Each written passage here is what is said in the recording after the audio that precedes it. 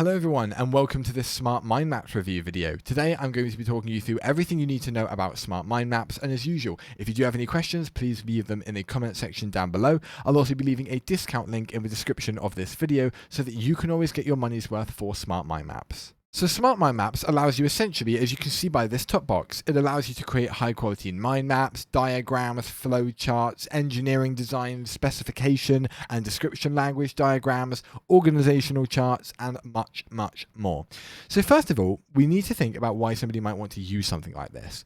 And whilst you are obviously able to use a software like Microsoft Word or anything like that, obviously these aren't completely tailor-made for graphic design and things like mind maps. They're tailored towards maybe typing or book front covers or posters and stuff like that. Mind maps are something that are obviously added as an afterthought, and you are obviously able to create them in a software like that. You're able to maybe use the shape tab to create circles, but none of it is seamless. None of it is tailor-made to create these, and that's what Smart Mind Maps aims to fix. So I'm going to be going through this page and basically talking through roughly what it's on about and what you can do very easily. So we start off with having a little look at potential things and organizations and examples of things you might be able to create. So we have obviously a mind map here.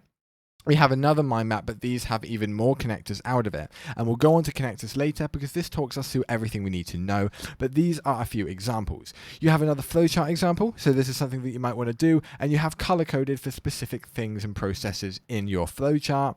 You have a UML component diagram example, order, item code and customer details, account, payment, all these informations, and then a few other examples of more picturesque things or diagrams or things like that. So you have act, observe, orient, decide, and OODA loop. So this is maybe where you might want to put a protocol for specific things or any sort of thing that you might want to do, or even a life cycle, things like that. And then you also have a pyramid diagram, so they're able to show maybe social hierarchies or company hierarchies that may be obvious in your company and quite common.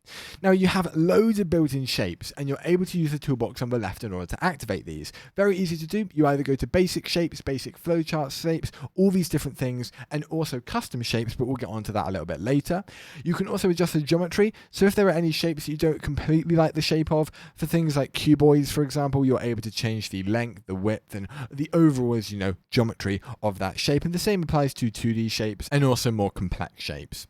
You can color various parts. You have a stroke and obviously colors for specific things. You can do dotted lines, and you can also add an overarching theme for all of your things. As you can see, variant 3, subtle effect accent 5, balanced effect accent 5. So you're able to set overarching themes for everything that you want, but you're also able to set it for separate shapes.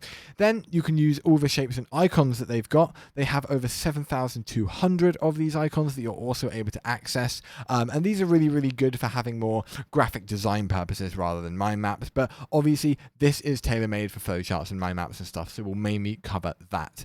Then when you're joining things together in any of your charts, you're able to select between things like the actual direction and the overall appearance of the line. So you have a right angled line, a curved line, or a straight line. You are able to change this. You're able to customize the actual curve itself simply by obviously holding the button, a very common way of actually editing something like that.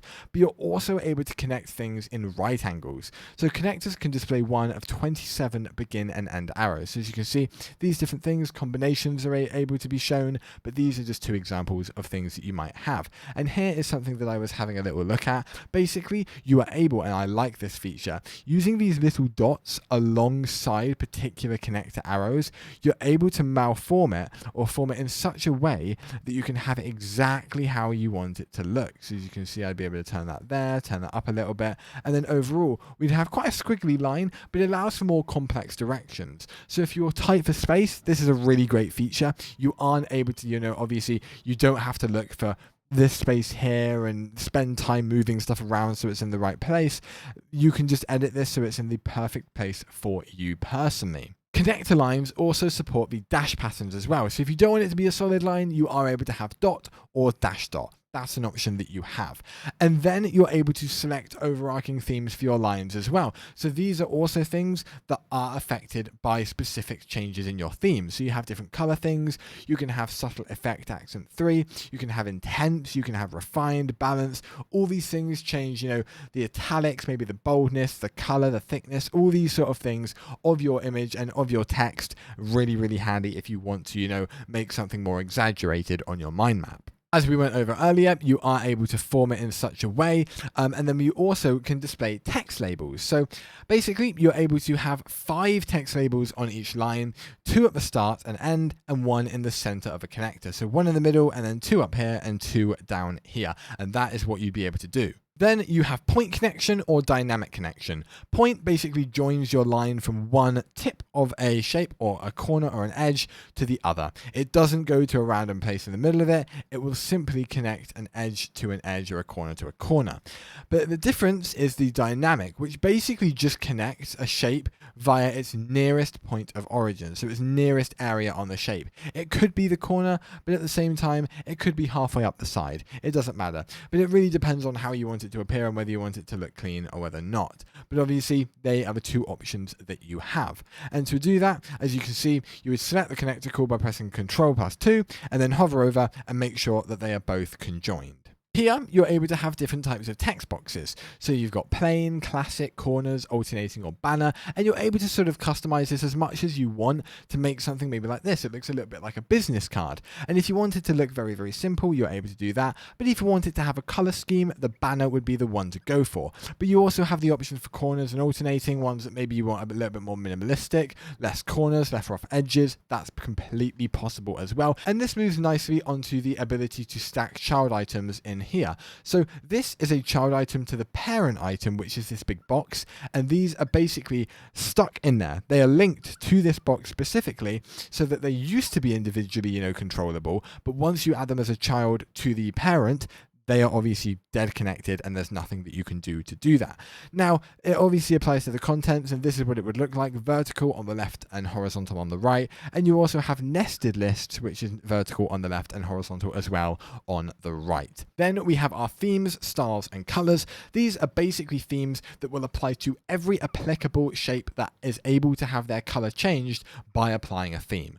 Most of them do, some of them don't, but this is how you would do it. You would select the theme that you want on this area here, and basically when you've got that, it will change all the applicable things to the color that you have selected. And you can also change variant styles if you want there to be a stroke on them, maybe you don't want there to be a fill, or maybe you want a bit of transparency. That's completely up to you. And you can also change the overarching theme color by using the background color and foreground color using this and the theme colors that you've got.